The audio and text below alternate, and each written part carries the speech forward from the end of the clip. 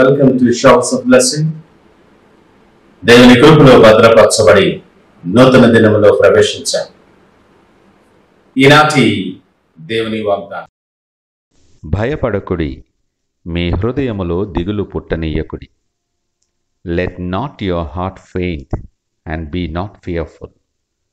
యిర్మీయా గ్రంథం 51వ అధ్యాయం 46వ వచనం. Praise God. ఈ నూతన దినములో దేవుడు మీ కొరకు సిద్ధపరిచిన ప్రతి దీవెన ఆకాశపు వాకిళ్ళు విప్పి మీ మీద కుమ్మరించునుగాక.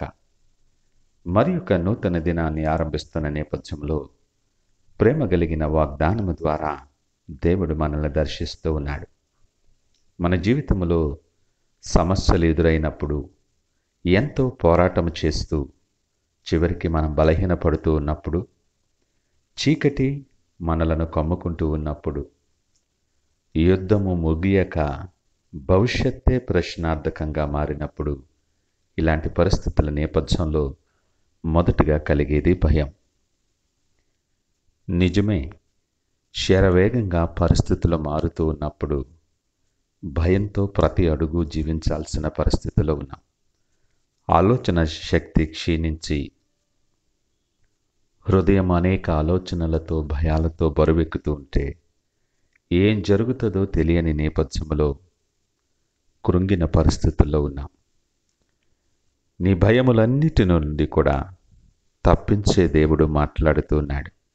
భయపడొద్దు, నీవు నా సొత్తు, నేను నిన్ను పేరు పెట్టి పిలుచుకున్నాను. మీ హృదయాల్లో దిగులు పుట్టనీయకండని నిన్ను ప్రేమించే దేవుడు ఈ ఉదయకాలం మాట్లాడుతున్నాడు. సైన్యములకు అధిపతి అయిన దేవుడు, సర్వోన్నతుడైన దేవుడు, నీ కొరకు ప్రాణము పెట్టిన దేవుడు ఈ ఉదయకాలం ఆయన కనుదృష్టి నీ మీద ఉంది. నిన్ను ప్రేమించి వాత్సల్యతతో నీతో మాట్లాడుతూ ఉన్నాడు. ఆయన విడిచిపెట్టే దేవుడు కాదు అని అంటున్నాడు కదా. ఈ యుద్ధము నాది, మీరు ఊరకే నిలుచుండి నేను అనుగ్రహించే రక్షణ చూడండి. కలవరపడద్దు, నీ హృదయములు దిగులు పుట్టనీయద్దు.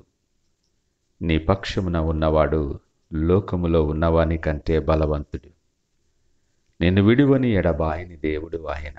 మిమ్మలను అనాథలుగా విలువనని సెలవిచ్చినవాడు నీ ప్రక్కనే నిలుచుండి నీతో మాట్లాడుతూ ఉన్నాడు.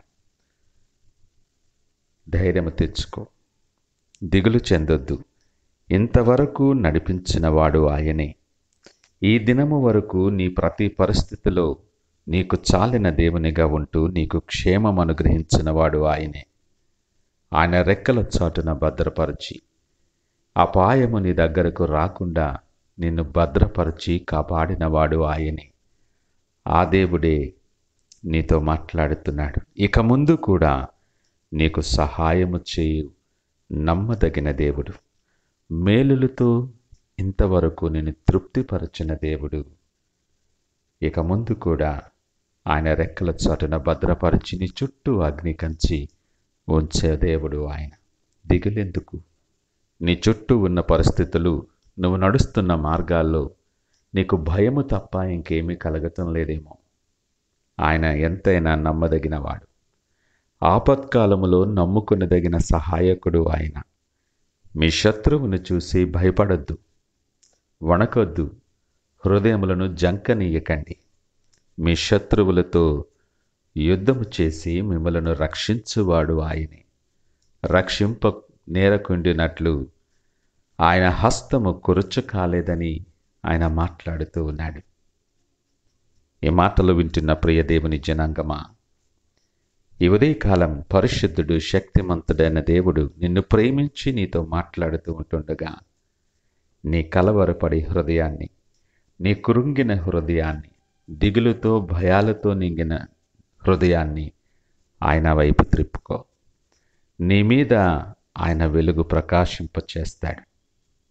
ఆయనను నమ్ముకో, ఆయన మహిమను నువ్వు చూడగలవు. చీకటిని వెలుగుగా చేయు దేవుడు నీ ప్రతి చీకటి మీద, నీ ప్రతి భయము మీద ఆయన వెలుగు ప్రకాశింపచేస్తాడు. దావీదు మాటలు జ్ఞాపకము చేసుకో. నేను యెహోవా యొద్ద విచారణ చేయగా నాకు కలిగిన భయములన్నిటి నుండి ఆయన నన్ను తప్పించును. ఆ దేవుడే ఈ ఉదయకాలం నీతో మాట్లాడుతున్నాడు. నీ హృదయాన్ని, నీ జీవితాన్ని ఆయన వైపు త్రిప్పు. ఆయన సన్నిధిలో విశ్వాసముతో ప్రార్థించు. నీ ప్రతి భయము నుండి ఆయన విడుదల కలిగిస్తాడు. మేలులతో నిన్ను నింపి లేవనెత్తి నడిపించేవాడు. ఆ గొప్ప ఆశీర్వాదాలు స్వతంత్రించుకునేలాగిన ప్రార్థనాపూర్వకముగా ఈ దినాన్ని ఆరంభిద్దామా? ప్రార్థించుకుందాం. సకల ఆశీర్వాదములకు ఆది సంభూతుడా యేసయ్యా, మీకు వందనాలు.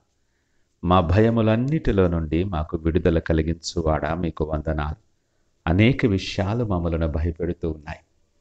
ఈ లోక సంబంధమైన మా ప్రయత్నాలు సమస్తము బెడిసికొట్టినప్పుడు, శత్రువు మా మీదకి లేచినప్పుడు ఎంతో భయపడుతూ ఉన్నాం. ఈ దినము వాక్యము ద్వారా మాతో మీరు మాట్లాడారు.